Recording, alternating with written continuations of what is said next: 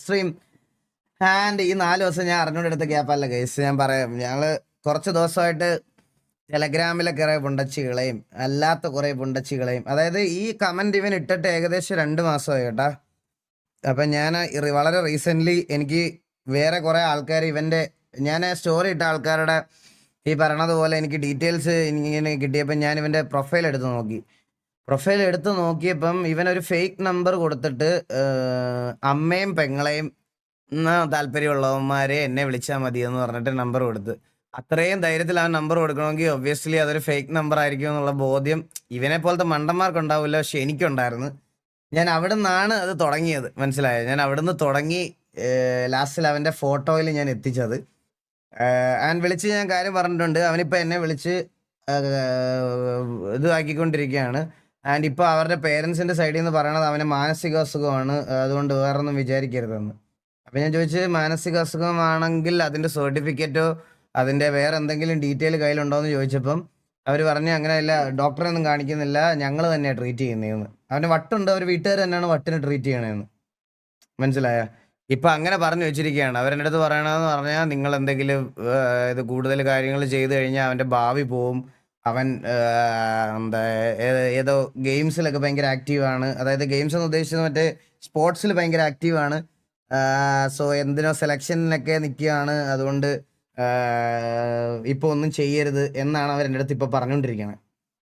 അപ്പം ഞാൻ എന്ത് ചെയ്യണം എന്ന് എനിക്കിപ്പോഴും മനസ്സിലാവാത്തൊരു കാര്യമാണ് ഒന്നത്. രണ്ടാമത്തെ കേസ് ഞാൻ പറഞ്ഞുതരാം.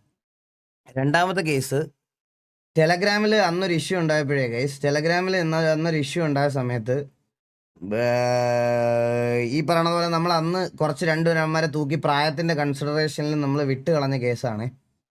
അത് കഴിഞ്ഞിപ്പോൾ വളരെ റീസെൻ്റ്ലി കുറേ നമ്മുടെ ലൈവ് കാണുന്ന കുറേ പേര് എൻ്റെ അടുത്ത് വന്നിട്ട് ഇങ്ങനെ പറഞ്ഞ്, എന്താ ബ്രോ ഇതുപോലെ പാച്ചു ചേച്ചിയുടെയും സ്നേഹയുടെയും പിന്നെ അലീന, ഇങ്ങനെ കുറേ പേരുടെ, മെയിനായിട്ട് ബ്രൈറ്റ് ഫോക്സ്, അവളുടെ പേരിൽ ഒരു ടെലഗ്രാം ഗ്രൂപ്പ് തന്നെ ഉണ്ടാക്കി വെച്ചിട്ടുണ്ട്. ആ ഗ്രൂപ്പിൻ്റെ പേര് എനിക്ക് പറയാൻ ബുദ്ധിമുട്ടുണ്ട്, അതുകൊണ്ട് ഞാൻ പറയുന്നില്ല. പിന്നെ ഞാൻ പറഞ്ഞാൽ തന്നെ ഇത് കാണുന്ന സെക്ഷലി ഫ്രസ്ട്രേറ്റഡ് ആയിട്ട് പുണ്ടച്ചികൾ ഗ്രൂപ്പ് തെരഞ്ഞു പിടിച്ച് അതിൽ കയറുമെന്നേ ഉള്ളൂ, അല്ലാതെ വേറെ ഒന്നും ഉണ്ടാകുമല്ല. മനസ്സിലായ? അതിൻ്റെ പേരൊക്കെ ഇട്ടേക്കണത് അങ്ങനെയാണ്. സത്യം പറഞ്ഞാൽ കണ്ടിട്ട് ഞാൻ ജീവിതം വെറുത്തുപോയി ഗൈസ്. സത്യം പറയാൻ അതിനകത്ത് എന്തൊക്കെയാണ് ചെയ്ത് വെച്ചേക്കുന്നത്, അതിനകത്ത് എങ്ങനെയാണെന്ന് അറിയോ ഗൈസ്? ഞാൻ അതിൻ്റെ ഒരു ഫോർമാറ്റ് നിങ്ങൾ പിന്നെ ഈ അഡൽ ഗ്രൂപ്പ്സിലുള്ള ഞാൻ ഫോൺ കാണുന്ന ആൾക്കാരുടെ അടുത്തൊന്നും ഒന്നും പറയണില്ല ഗൈസ്. എന്നാലും അറ്റ്ലീസ്റ്റ് അതിനൊക്കെ വേണ്ടി നടക്കണതും അതിനൊക്കെ ആയിട്ട് ജീവിക്കണതായിട്ടുള്ള പോൺ ആക്ടേഴ്സും അങ്ങനെ കുറേ ആൾക്കാരൊക്കെ ഉണ്ടാവും. നിങ്ങൾ അവരെയൊക്കെ ഫോളോ അപ്പ് ചെയ്യണതിൽ ഒരു വലിയ പ്രശ്നമാണെന്ന് പറയണ അമ്മാവനല്ല ഞാൻ. പക്ഷെ ഇതങ്ങനെയല്ല. ആ ഗ്രൂപ്പിൽ നിങ്ങൾ കയറണം. ആ ഗ്രൂപ്പിൽ കയറി കഴിഞ്ഞ് കഴിഞ്ഞാൽ അതിനകത്ത് പോസ്റ്റ് ചെയ്തേക്കുന്ന കുറേ സാധനമുണ്ട്. വെറുതെ നമ്മൾ ഇൻസ്റ്റഗ്രാമിലൊക്കെ കാണുന്ന പെൺകുട്ടികളുടെയും അല്ലെങ്കിൽ നിങ്ങൾക്ക് ആരോ ആയിക്കോട്ടെ, അതായത് നിങ്ങളിപ്പോൾ കാണുന്ന ഒരു എന്താ റാൻഡം കണ്ട ഒരു ഫോട്ടോ, അത് നിങ്ങൾ അവിടെ ഇട്ടിട്ട് പറയണം എനിക്ക് ഈ ചേച്ചിയെ തുണിയില്ലാതെ വേണം എന്ന് പറഞ്ഞാൽ അരമണിക്കൂർ കഴിയുമ്പോൾ അതിൻ്റെ അഡ്മിൻ അവളുടെ തുണിയില്ലാത്തൊരു ഫോട്ടോ AI വെച്ചും അല്ലെങ്കിൽ എഡിറ്റ് ചെയ്തോ എങ്ങനെയാണെന്ന് വെച്ചാൽ അവിടെ പോസ്റ്റ് ചെയ്യും. അതൊരു പ്രത്യേക തരം ഒരു ഇതാണ്. അതിപ്പോൾ ഏത് ഫോട്ടോ ആണെങ്കിലും എന്താണെങ്കിലും ഇതാണ് അവരുടെ മെയിൻ പരിപാടി.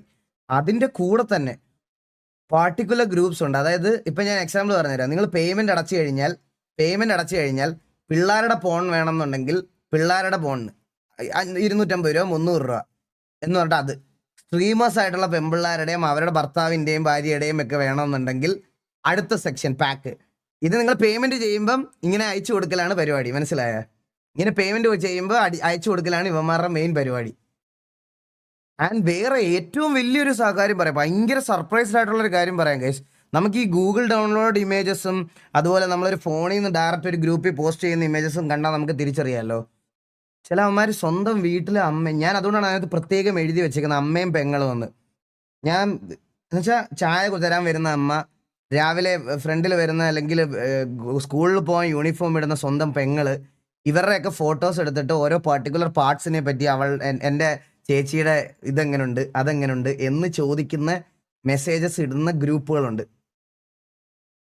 ഇത് ഞാൻ ശരിക്കും പറയാണ്, ഞാൻ ആലോചിച്ച് ഇതെങ്ങനെയാണ് ഇങ്ങനെ ഇവന്മാർക്കൊക്കെ ചിന്തിക്കാനും ഇതാക്കാനും പറ്റുന്നതെന്ന്. എൻ്റെ അമ്മു, ഇവനൊക്കെ എങ്ങനെയാണ് അവരൊക്കെ എങ്ങനെയാണ് ആ വീട്ടിൽ സേഫ് ആണെന്നുള്ള ഇത് ഞാൻ ആലോചിക്കണത്. ഞാൻ ഇത് വെറുതെ തമാശ പറയല്ല, ഇത് നിങ്ങൾ അറിഞ്ഞിരിക്കേണ്ട കാര്യമാണ്. സത്യമായിട്ട് ഞാൻ പറയാണ്, നിങ്ങൾ അറിഞ്ഞിരിക്കേണ്ട കാര്യമാണ്, എല്ലാവരും അറിഞ്ഞിരിക്കേണ്ട കാര്യമാണ്. ഇത് ഡിസ്കസ് ചെയ്യേണ്ട കാര്യം തന്നെയാണ്. ഞാൻ ലിറ്ററലി പറയാം, ഞാൻ ഇതിന്റെ പുറകെ ഇറങ്ങിയോണ്ട് പറയുക. ഞാൻ കുറെ ഗ്രൂപ്പുകൾ കണ്ട് ഞാൻ ജീവിതം വെറുത്തുപോയി. എടാ ഇത് ഞാൻ പറയട്ടെ, ഈ ജനറേഷനായിട്ടുള്ള നിങ്ങൾക്ക് തരാനുള്ള ഏറ്റവും വലിയൊരു ഉപദേശം എന്ന് പറഞ്ഞാൽ ഈ പറയണ ഇതൊക്കെ ജീവിതത്തിന്റെ ചെറിയൊരു ഭാഗം മാത്രമാണ്, അല്ലാതെ സെക്സ് അല്ല ജീവിതം. മനസ്സിലായ? ഇങ്ങനെ സെക്സ്വലി ഫ്രസ്ട്രേറ്റഡ് ആയിട്ടുള്ള ജീവിക്കുന്ന നീ ഒന്നും എങ്ങും എത്താൻ പോണില്ല. നിന്നെയൊക്കെ ഒന്ന് ആലോചിച്ച് നോക്കി, ഇതൊക്കെ ചെയ്ത് നിന്നെയൊക്കെ തൂക്കിയാൽ നിന്റെയൊക്കെ ജീവിതം എവിടെയാവുമെന്ന്. ഇതൊക്കെ ആര് പറഞ്ഞു തരുമെന്ന് കരുതല ഗൈസ്. ഞാൻ സീരിയസ് ആയിട്ട് പറയുകയാണ്, ഞാൻ ഇത് കണ്ട് ജീവിതം വെറുത്ത് 2 ദിവസമായിട്ട് ഞാൻ ഇതിന്റെ പുറകിലായിരുന്നു. ആൻഡ് അവളും കംപ്ലീറ്റ്ലി ഇതൊക്കെ കണ്ട് മൂഡ് ഓഫ് ആയതുകൊണ്ടാണ് ഞാൻ പെട്ടെന്ന് അങ്ങനൊരു ഞാൻ അവളെ കൊണ്ട് പുറത്തൊക്കെ ഒന്ന് പോയി എല്ലാ കാര്യങ്ങളൊക്കെ ഒന്ന് ഇതാക്കി ഓക്കെ ആക്കിയിട്ട് വന്നത്. സോ ഞാൻ SP ഓഫീസിൽ ബാക്കി കാര്യങ്ങളെല്ലാം കൊടുത്തിട്ടുണ്ട്. ആൻഡ് അവർ ഉടനെ ബാക്കി ആക്ഷൻസ് ഒക്കെ എടുത്തിട്ട് അറിയിക്കാമെന്ന് പറഞ്ഞു. ആൻഡ് ഇവന്റെ ഡീറ്റെയിൽസും ജാതകവും അവന്റെ വീടിന്റെ ലൊക്കേഷൻ, പേര് എല്ലാം എനിക്കറിയാം. ആള് ഇപ്പൊ ഈ കറന്റ് ഞാൻ ഈ പറയുന്ന പെർട്ടിക്കുലർ ഗ്രൂപ്പിൽ പോൺ വിൽക്കുന്നവന്റെ സ്ഥലം കൊല്ലത്താണ്. അവന്റെ സ്ഥലം ഞാൻ അത് കൊല്ലംകാരെ മോശമാക്കി പറഞ്ഞാൽ എല്ലാ നാട്ടിലും ഉണ്ട് തള്ളയോളുകൾ. മനസ്സിലായോ? അതായത് ഒരു നാട്ടിലൊന്നും അല്ല, എല്ലാ നാട്ടിലും ഉണ്ട്. ഈ ടെലഗ്രാമിൽ ഐഡന്റിറ്റി കിട്ടൂലെന്നുള്ള വിശ്വാസത്തിന്റെ പുറത്ത് കാണിച്ചു കൂട്ടുന്ന കുറെ സാധനങ്ങൾ. അപ്പോൾ ഇവൻ കറന്റ് ഇപ്പൊ ഈ പറഞ്ഞ കറന്റ് അവൻ കൊല്ലത്താണ്. സോ ഇവന്റെ ഡീറ്റെയിൽസും കാര്യങ്ങളൊക്കെ ഞാൻ കംപ്ലീറ്റ്ലി ഹാൻഡ് ഓവർ ചെയ്തിട്ടുണ്ട്. അപ്പോൾ ഇത് മാത്രമല്ല കേസ്, ഇങ്ങനെ അതിനകത്ത് കുറേ ഉണ്ട്. നിങ്ങൾ പറയില്ലേ റിക്വസ്റ്റിംഗ് ഫോറം, അങ്ങനെ കുറേ കാര്യങ്ങളുണ്ട്. നിങ്ങൾക്ക് റിക്വസ്റ്റ് ചെയ്ത് ആൾക്കാരെ തുണിയില്ലാത്ത രീതിയിലാക്കി ഇങ്ങനത്തെ കുറേ പരിപാടികൾ അതിനകത്ത് നടക്കുന്നുണ്ട്. അപ്പൊ ഇവന്മാർക്കൊക്കെ മെസ്സേജ് അയക്കുമ്പോൾ ഇവന്മാർക്കൊക്കെ ഒരു ആറ്റിറ്റ്യൂഡ് ഉണ്ട്. നീയൊക്കെ കേസ് ഇപ്പോഴത്തെ കാലത്ത് ഈ മണ്ടന്മാരുടെയൊക്കെ ഈ ചില ഇവന്മാരുണ്ട്. ഇവന്മാരുടെയൊക്കെ വിചാരം എന്ന് പറഞ്ഞാൽ VPN ഇട്ട് കഴിഞ്ഞാൽ ഇവൻ ടിക്കറ്റും പിടിച്ച് ഇവിടെ പൊക്കോളും, അമേരിക്കക്ക് പൊക്കോളും, ഞാൻ അമേരിക്കൻ VPN അല്ലേ ഉപയോഗിക്കുന്നതെന്ന്. അതൊക്കെ കഴിഞ്ഞ്, മനസ്സിലായ? അതൊക്കെ കഴിഞ്ഞ്. ഞാൻ അവന്റെ അച്ഛന്റെ നമ്പർ വരെ എടുത്ത് വിളിച്ചെങ്കിൽ നിങ്ങൾ ആലോചിച്ച് നോക്കി എവിടെയാണ് നമ്മുടെ ഇതൊക്കെ നിൽക്കുന്നതെന്ന്. ഇവന്മാർക്ക് അങ്ങനെ ഒരു വിചാരമുണ്ട്, ശരിക്കും അങ്ങനെ ഒരു വിചാരമുണ്ട്. അപ്പോ ആളും തരമൊക്കെ നോക്കിയിട്ട് വേണം ഇമാതിരി. അവര് അപ്പുറത്തെ റൂമിലുണ്ട് മമ്മി, ബെഡ്റൂമിൽ. ഡെറിക്കൊക്കെ ഇവിടെ ഉണ്ട് ഗൈസ്, നമ്മുടെ മോഡറേറ്റർ. അവൻ മമ്മി ഫുഡ് കൊടുക്കാൻ വേണ്ട. അപ്പം ഞാൻ ഇതിൽ ഈ വട്ടം ഞാനൊരു മേഴ്സി കാണിക്കത്തില്ല ഗൈസ്.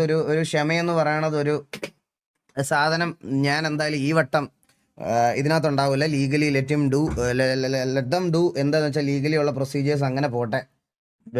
അവരുടെ അടുത്ത് പറഞ്ഞതെന്ന് പറഞ്ഞാൽ ഇത് വൺസ് അത് ഇതാക്കി കഴിഞ്ഞു കഴിഞ്ഞാൽ നമുക്ക് പോയി കാണാം, സംസാരിക്കാനൊക്കെ ഫിലിം ചെയ്യാനുമുള്ള റൈറ്റ്സ് നമുക്കുണ്ട്. നമുക്ക് വേണേൽ പോയി ചോദിക്കാം, അവരുടെ മുമ്പിൽ വെച്ച് തല്ലാനൊന്നും പറ്റൂല. പോയി ചോദിക്കാം, ഫിലിം ചെയ്യാം, എല്ലാ കാര്യങ്ങളും ചെയ്യാമെന്ന് പറഞ്ഞുകൊണ്ട് ഞാൻ ഉറപ്പായിട്ടും അത് ചെയ്യും. അവൻ ഇനി ഏത് 5ാം ക്ലാസ്സിൽ പഠിക്കുന്ന ചെറുക്കനാണെങ്കിൽ പോലും ഞാനത് ചെയ്യും. പക്ഷെ ഞാനൊരു കാര്യം പറയാം ഗൈസ്, ഇത് ഞാൻ സ്റ്റോറി മാത്രമേ ഇട്ടുള്ളൂ. ഞാൻ മാസ് BGM ഒന്നും കേട്ടി ഞാൻ എങ്ങും ഇട്ടിട്ടില്ല. കാരണം എൻ്റെ സ്വന്തം ഫാമിലിക്ക് ഫേസ് ചെയ്യേണ്ട വരുമ്പോഴേ ഉള്ളൂ. ഞാൻ ഒരു കാര്യം നിങ്ങളുടെ അടുത്ത് പറയാം. ഇത്രയും നാൾ എൻ്റെ കല്യാണം കഴിഞ്ഞിട്ട് 2 വർഷമായി, 2 വർഷം ആവാൻ പോണ് ഇതാകുമ്പോൾ. ഈ 2 വർഷം ഞാൻ എൻ്റെ വൈഫിനെയും ഫാമിലിയെയും അല്ലെങ്കിൽ ബാക്കിയുള്ള എല്ലാവരെയും യൂസ് ചെയ്ത് കോണ്ടന്റ്സ് ഒന്നും കണ്ടിന്യൂസ് ഇങ്ങനെ ക്രിയേറ്റ് ചെയ്ത് അവളുടെ സന്തോഷത്തിന് അവളുടേതായിട്ടുള്ള ചെറിയ ചെറിയ വ്ളോഗുകൾ ഇടുന്നു. ഞാൻ അവളുടെ അടുത്ത് വ്ളോഗ് തുടങ്ങാൻ നേരം എൻ്റെ അടുത്ത് ഞാൻ പറഞ്ഞു, നിനക്ക് ഇഷ്ടമുണ്ട് ചെയ്തോ. ഞാൻ ഒറ്റ കാര്യം ഞാൻ അവളുടെ അടുത്ത് പറഞ്ഞിട്ടുള്ളൂ. ഓരോ അപരാധികൾ ഓരോന്നും ഇരുന്ന് കാണിക്കാൻ നീ കണ്ടിട്ടുണ്ടല്ലോ. നിന്റെ ഡ്രസ്സിങ് അത് നീ എന്തൊക്കെയാണെങ്കിലും നീ അത് മാത്രം ശ്രദ്ധിച്ചാൽ മതി. നീ ഒരു ചെറിയ മൈന്യൂട്ട് കാര്യത്തിനായിരിക്കും ഓരോരുത്തന്മാർ ഇതും പൊക്കിക്കൊണ്ടിരുന്നത്. ഞാൻ ആകെ അവളോട് പറഞ്ഞത് ഈ സോഷ്യൽ മീഡിയയിൽ ഇത്ര നാളെ ഞാൻ നിൽക്കുന്നുള്ളത് കൊണ്ട് അത് മാത്രമാണ് ഞാൻ അവളോട് നോക്കാൻ പറഞ്ഞത്. ഇന്നേ വരെ എക്സ്പോസ് ചെയ്യണ രീതിയിലത്തെ ഒരു ഡ്രസ്സ് അവളിട്ട് ഞാൻ കണ്ടിട്ടില്ല. സ്റ്റിൽ അങ്ങനത്തെ ഒരു പെങ്കൊച്ചിന് ഇങ്ങനത്തെ ഒരു സാധനം ഫേസ് ചെയ്യേണ്ട വരുന്നുണ്ടെങ്കിൽ ബാക്കിയുള്ളവർക്ക് എന്തുമായിരിക്കും വരുന്നതെന്ന് ജസ്റ്റ് ഊഹിക്കാന്നേ ഉള്ളൂ. മനസ്സിലായോ? അത് ഊഹിക്കാന്നേ ഉള്ളൂ. അതുകൊണ്ട് മാത്രമാണ് ഞാൻ ഇതിനു വേണ്ടിയിട്ട് ഇറങ്ങിയതും. ഇതിനു വേണ്ടിയിട്ട് അല്ലാതെ ഞാൻ മറ്റേ നാട് നന്നാക്കാൻ വേണ്ടിയിട്ട് ഇറങ്ങിയതല്ല. സ്വന്തം ഫാമിലിക്ക് ഫേസ് ചെയ്യേണ്ട വരുമ്പോൾ നിങ്ങൾക്കൊക്കെ മനസ്സിലാവും. നീക്കൊന്ന് ആലോചിച്ച് നോക്കിയേ, നിങ്ങൾക്ക് വേണ്ടപ്പെട്ടവർക്കോ നിങ്ങൾക്ക് ബാക്കിയുള്ള ആരുടെയെങ്കിലും ഒരു വീഡിയോയോ അല്ലെങ്കിൽ ഇങ്ങനത്തെ ഒരു ഫോട്ടോയോ നീയൊക്കെ എപ്പോഴേലും സുഖം കണ്ടെത്താൻ വേണ്ടി ഒരു അഡൽട്ട് വെബ്സൈറ്റിൽ പോകുമ്പോൾ അവിടെ കിടക്കുന്ന കാണുമ്പോഴേ എല്ലാവർക്കും പൊള്ളുള്ളൂ. മനസ്സിലായ? അന്നേരം അത് പൊള്ളത്തുള്ളൂ. അതുവരെ ആർക്കും പൊള്ളൂല്ല. അതുവരെ ബാക്കിയുള്ളവർക്ക് പറയണതൊക്കെ മറ്റേ മാസടിയൊക്കെ ആയിട്ട് തോന്നും. ഞാൻ എൻ്റെ സാധനം എൻ്റെ പേഴ്സണൽ ഇൻസ്റ്റാഗ്രാമിൽ ഞാൻ എക്സ്പോസ് ചെയ്തൊരു സാധനമാണ് ഇത്. ബാക്കിയുള്ളവർ കട്ട് ചെയ്ത് സ്റ്റോറിയും സ്റ്റാറ്റസും ഒക്കെ ആയിട്ട് അല്ലെങ്കിൽ മറ്റേ ഇതായിട്ടൊക്കെ ഇടുന്ന വീഡിയോസിനകത്ത് ഇങ്ങനെ ചെയ്ത പട്ടികളെ ന്യായീകരിക്കാൻ വേണ്ടിയിട്ട് കമൻ്റ് ഇടുന്നത് വരെ നമ്മുടെ സമൂഹത്തിൽ ഉണ്ടെന്നുള്ളതാണ് ഏറ്റവും വലിയ എനിക്ക് ഇതിനകത്ത് അതിനേക്കാളും വേഴ്സായിട്ട് തോന്നുന്നത്. ഇത് ചെയ്തവന്മാരെ, ഞാൻ ഈ പറഞ്ഞ സാധനം അമ്മയും പെങ്ങളെയും മാത്രം വീഡിയോസും ഫോട്ടോസും എടുത്ത് ഇടുന്നവന്മാരെ ന്യായീകരിക്കാൻ കമൻറ്റ് സെക്ഷനിൽ ഒരു കൂട്ടം പട്ടികളുണ്ട്. മനസ്സിലായ? പറയാതിരിക്കാൻ വയ്യ.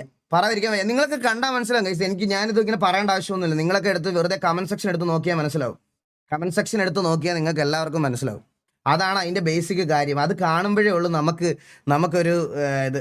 ക്യാച്ചിയുടെ സ്റ്റോറിയും കണ്ട് അതുപോലെ പെമ്പിളർ അവളെടുത്ത് ഞാൻ ലീഗലി കേസ് കൊടുക്കാൻ പറഞ്ഞിട്ടുണ്ട്. ഞാൻ ഓൾറെഡി ഗൈസ്, നിങ്ങളെ വെറുതെ മെയിൽ അയച്ച് സൈബർ സെല്ലൊന്നും മെയിൽ അയക്കില്ല. ഇങ്ങനെ എന്തെങ്കിലും ഇഷ്യൂ ഉണ്ടെങ്കിൽ നേരിട്ട് കൊണ്ടുപോയി കേസ് കൊടുക്കുക. നേരിട്ട് കൊണ്ടുപോയി കേസ് കൊടുക്കുമ്പോഴും ഉള്ളൊരു ഇമ്പോർട്ടൻസ് നിങ്ങൾക്ക് വേറെയാണ്. അപ്പോൾ അത് എനിക്കിത്ര പറയണമെന്നുണ്ടായിരുന്നു ഗൈസ്. കുറച്ച് ദിവസമായിട്ട് ഞാൻ അതിൻ്റെ പുറകിലായിരുന്നു. കുറേ ദിവസമായിട്ട് ഞാൻ ഇതിൻ്റെ പുറകിൽ ഞാനൊരു വാക്ക് കൊടുത്താണ്, ഞാൻ അവനെ കണ്ടുപിടിച്ച് കൊടുക്കുമെന്ന്. ഞാൻ അത് കൊണ്ടുപിടിച്ച് അവൻ്റെ മുമ്പിൽ കൊണ്ട് നിർത്തും. ഞാൻ അവളെ അവൻ്റെ മുമ്പിൽ കൊണ്ടുപോയി നിർത്തുകയും ചെയ്യും. അത് ഞാൻ ഉറപ്പിച്ച കാര്യമാണ്. ഇനി ഏതറ്റം വരെ പോകേണ്ട വന്നാലും അത് ഞാൻ അവൻ്റെ മുമ്പിൽ കൊണ്ട് നിർത്തി അവൾക്ക് പറയാനുള്ളത് ഞാൻ അവൻ്റെ മുഖത്ത് നോക്കി ഞാൻ പറയിക്കും. അതിനി എത്ര എക്സ്റ്റെൻഡ് വരെ പോകേണ്ട വന്നാലും, ഇനി ഈ കേസ് എവിടെ വരെ കൊണ്ടുകൊണ്ട് വന്നാലും അത് ഞാൻ ഉറപ്പിച്ചതാണ്. അതുകൊണ്ട് ഞാൻ ഈ ഒരു കാര്യത്തിൽ ഞാൻ കുറേ വിട്ട് കളഞ്ഞു ഗൈസ്. കുറേ കാര്യങ്ങൾ വിട്ട് കളഞ്ഞ്. സോ ഇനി എനിക്ക് ടേക്ക് ഫോർവേഡ് ചെയ്യാൻ പറ്റത്തില്ല. ഞാൻ അങ്ങനെ കണ്ടന്റ് ഉണ്ടാക്കി ജീവിക്കുന്ന ഒരാളല്ല. ഞാനൊരു ഗെയിമിംഗ് കോണ്ടന്റ് ക്രിയേറ്ററാണ്.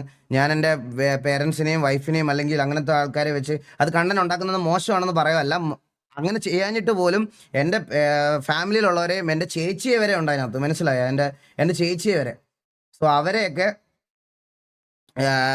ഇതിനകത്തോട്ട് ട്രാക്ക് ചെയ്യണതിനോട് എനിക്ക് ഭയങ്കര ഇതുണ്ട്. അങ്ങനെ ചെയ്യുന്നതിനോട് മാത്രമാണ് എനിക്ക് എതിർപ്പ്. അതുകൊണ്ട് അതിന് വേണ്ടിയിട്ട് ഞാൻ ഫൈറ്റ് ചെയ്യും.